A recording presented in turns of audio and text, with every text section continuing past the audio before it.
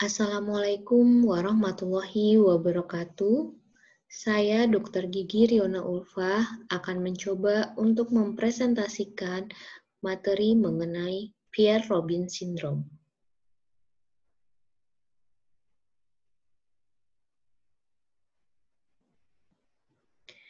Pierre-Robin Syndrome atau PRS dikenal juga dengan Pierre-Robin Sequence atau malformasi Pierre-Robin, di mana sindrom ini ditandai dengan mikrogenati atau wajah burung. Pierre-Robin Syndrome ini merupakan kondisi kelainan wajah pada manusia di mana ia memiliki 3 ciri utama, yaitu mandibula yang kecil atau mikrogenati, kemudian adanya glossoptosis yang merupakan kondisi lidah yang abnormal di mana lidah berada di belakang, dan ketiga adanya obstruksi jalan nafas. Selain 3 kondisi tersebut, Pierre-Robin Syndrome kadang juga disertai dengan adanya cleft palate.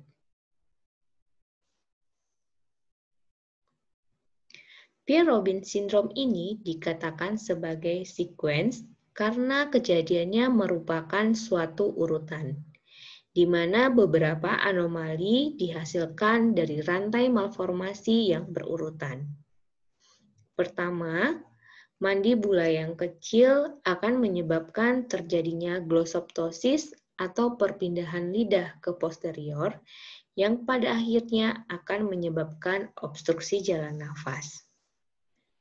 Penderita Pierre-Robin Syndrome ini seringkali merasa sesak atau ditandai juga dengan tidur yang mendengkur.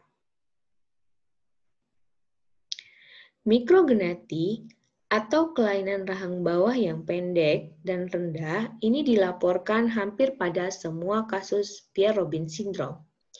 Namun, pasien yang memiliki rahang bawah yang kecil ini akan nantinya terjadi pertumbuhan rahang pada setahun pertama, sehingga kelainan mandibula yang kecil ini juga biasanya akan pulih dan penderita Pierre-Robin Syndrome akan memiliki profil rahang bawah yang normal pada usia 5 hingga 6 tahun. Untuk glossoptosis atau gangguan penempatan lidah yang terletak di belakang atau mudah jatuh ke belakang itu dilaporkan pada 70–85% kasus. Makroglossia atau lidah yang besar juga dilaporkan dialami anak pada 10–15% kasus Pierre-Robin Syndrome.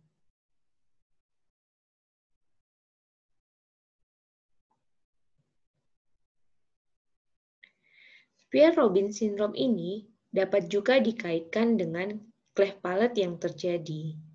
Hal ini juga dianggap sebagai hasil dari suatu sequence di mana pada minggu ke-7 atau sampai ke-11 usia kehamilan, mandibula yang kecil akan menyebabkan posisi lidah tetap berada di atas sehingga saat waktu self palatal kanan dan kiri menyatu akan terhalang oleh lidah yang tertahan pada posisi penyatuan self palatal tersebut.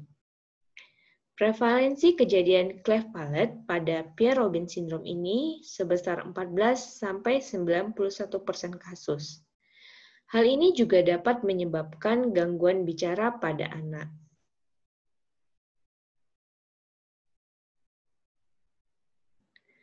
Seperti pada gambar berikut ini terlihat mandibula yang retrogenati serta lidah yang bergeser ke bawah atau ke posterior, dan juga terdapat cleft palate yang terjadi pada pengidap Pierre-Robin Syndrome ini biasanya berbentuk U atau seperti tapal kuda.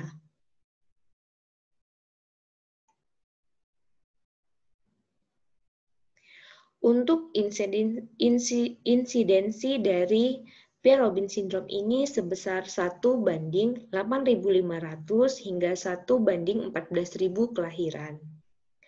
Kejadian Pierre-Robin Syndrome 60%-nya terkait dengan sindroma lain, seperti sindrom Stickler, sindrom velocardiofasial, fetal alcohol syndrome, dan Treacher-Collins syndrome. Sedangkan untuk 40% dari kejadian Pierre-Robin syndrome merupakan Pierre-Robin syndrome non-sindromik. Biasanya terkait dengan gangguannya dari SOX9 dan KCNJ2 serta adanya pergeseran pada kromosom 2 dan kromosom 17. Pada Pierre-Robin syndrome juga seringkali ditemukan adanya gangguan pada telinga, antara lain yaitu otitis media seperti infeksi saluran telinga tengah, tuli, dan defek pada daun telinga. Selain itu, gejala sistemik lain yang mungkin juga ditemukan adalah gangguan mata berupa hipermetropi atau rabun dekat, miopi, astigmatisme, sklerosis kornea, dan penyempitan saluran air mata. Untuk kelainan jantung juga kadang ditemui berupa murmur ringan, stenosis pulmoner, patent ductus arteriosus, patent foramen ovale, atrial septal defect, dan hipertensi pulmoner. Untuk kelainan muskuloskeletal dapat dijumpai pada penderita Pierre-Robin syndrome berupa polidaktili, klinodaktili, oligodaktil, atau clubfoot atau kaki yang rata, serta kelainan saraf yang berupa yaitu keterlambatan bicara, epilepsi, keterlambatan perkembangan saraf, dan hidrosefalus. Kelainan traktus urinarius juga kadang dijumpai pada penderita Pierre-Robin syndrome, di mana testis yang tidak turun, adanya hidronefrosis dan hidrokel.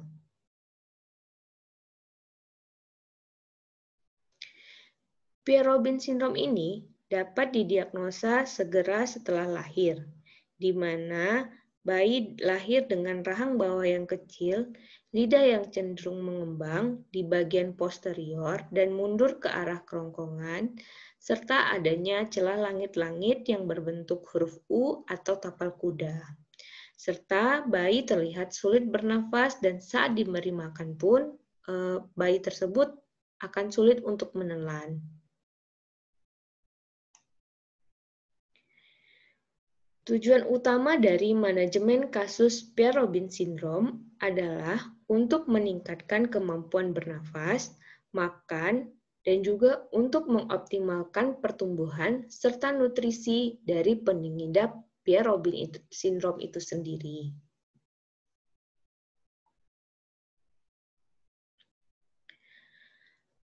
Pada kebanyakan kasus, itu terapi konservatif melalui observasi yang ketat dan follow-up seringkali berhasil. Sesuai dengan perjalanan penyakitnya secara alami dan seiring dengan pertumbuhan normal, gangguan pernafasan biasanya akan hilang sendiri tanpa adanya tindakan bedah.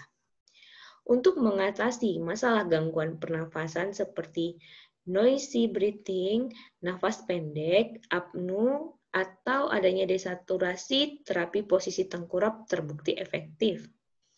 Jika hal ini tidak berhasil, penempatan bantuan jalan nafas melalui mulut atau penggunaan selang nasofaring dan intubasi dapat dilakukan. Namun, intubasi seringkali sulit dilakukan karena adanya mikrogenati. Sedangkan untuk gangguan makan dapat diatasi dengan teknik dalam pemberian makanan. Ya, jika masih menggunakan ASI, maka anak disusui dengan posisi tegak, bukan tertidur ataupun miring. Nah, dapat juga dengan memodifikasi dari DOT botol susu, penggunaan selang nasogastrik atau orogastrik, feeding tube, dan penempatan gastronomi. Meskipun obstruksi jalan nafas telah diperbaiki, banyak bayi dengan Pierre-Robin syndrome akan mengalami kesulitan makan dan menelan.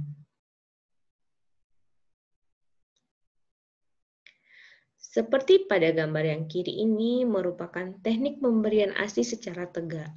Sehingga diharapkan dengan posisi ini lidah tidak jatuh ke belakang dan tidak menghalangi makanan untuk masuk.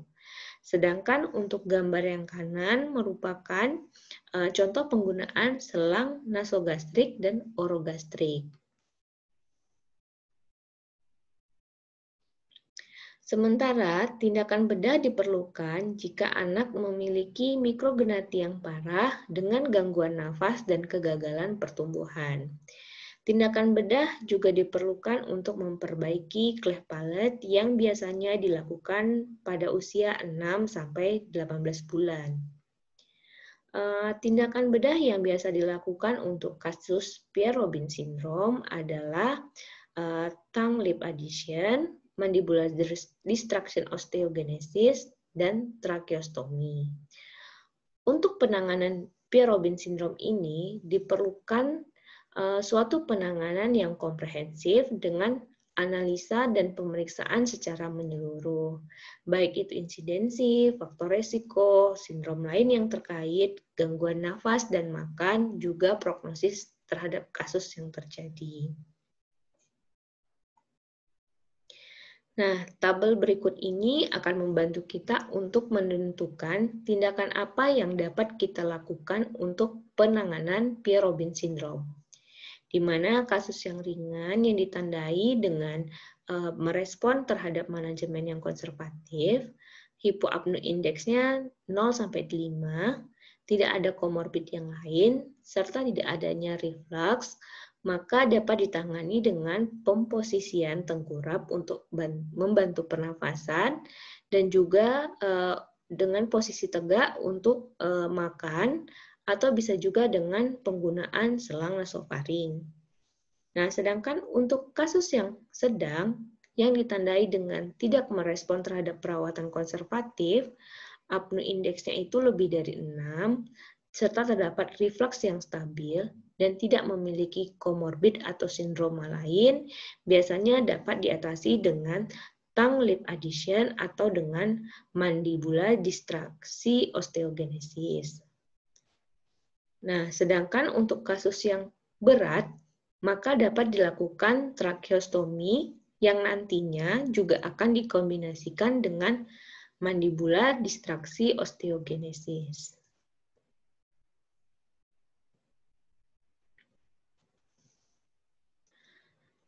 Perhatian utama dalam manajemen pasca operasi pasien dengan Pierre-Robin syndrome adalah obstruksi jalan nafas.